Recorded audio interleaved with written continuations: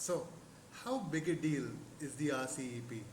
It's the Regional Comprehensive Economic Partnership. It's primarily a deal with ASEAN countries and a few others. It expects to all but eliminate tariffs in the period of the next 20 years. It has provisions to include e commerce, telecommunications, financial services, etc. It promises to iron out rules of origin. It brings together traditional rivals like China and Japan and China and Australia. But how much of a difference does RCEP really make? So, on one hand, it's easy to look at the fact that it accounts for 30% of the world's GDP and say that we are missing out at a time when India should be integrating itself with global supply chains. While it is a historic agreement with long term implications, the fact is many of the ASEAN countries already have bilateral and multilateral agreements between them. The three new countries it brings into the fray are South Korea, Japan, and China.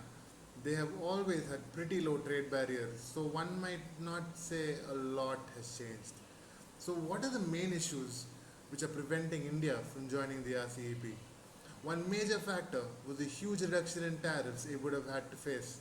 India also wanted to protect industries like milk, agri, and textiles where it felt it was particularly vulnerable. India's demands for 2014 as base year for this tariff reduction calculation, as opposed to 2019, was also not met. Another issue was that cheap Chinese goods would find their way to India via Vietnam, Cambodia, etc., and this may undermine industry. India also had an issue with services not getting enough concessions. Having said that, it is indisputable that to become more competitive, a country should reduce tariff barriers. Even a unilateral reduction, like cutting import duty, would help a country do better, just like India did in 1991 and 2000. But because of how big a monopoly China is globally, it may not lead to the domestic industry becoming more competitive. It may, in fact, lead to the closing down of indigenous industry altogether, and countries may not realize this theoretical advantage. The fact remains, we cannot look at this matter from a purely economic standpoint, as there are considerable geopolitical concerns that weigh heavily upon us.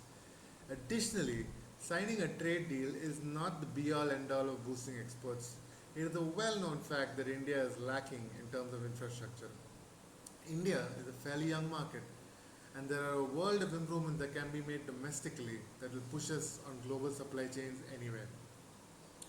While we acknowledge that there are valid reasons for India not to join RCEP, we do not recommend that India continues to follow the route of full blown protectionism either. When India resorted to protectionism in the past, it did not yield promising results. This so called infant industry argument that teaches countries can build up their industrial capacity behind high tariff walls only to open up after the industry is strong enough to face foreign competition apparently did not work for India and has been disputed over the course of time. Economists argue that Indian firms shielded by protectionism could sell practically anything that they produce in the domestic market and thus had little incentive to improve their international competitiveness. What we do advocate is that India should buy itself some time to fix domestic problems before further opening up to trade. India's domestic challenges are substantial. It needs to reform the low productive agricultural sector, strengthen public banking sector, reduce the labor market rigidity and foster labor market mobility, broaden its tax base, improve the education and innovation sector, reform land acquisition laws, reduce bureaucracy and red tapeism, and push back on pollution, so on and so forth. Improving these factors might well be a bit easier without aggressive net exporters breathing down our neck.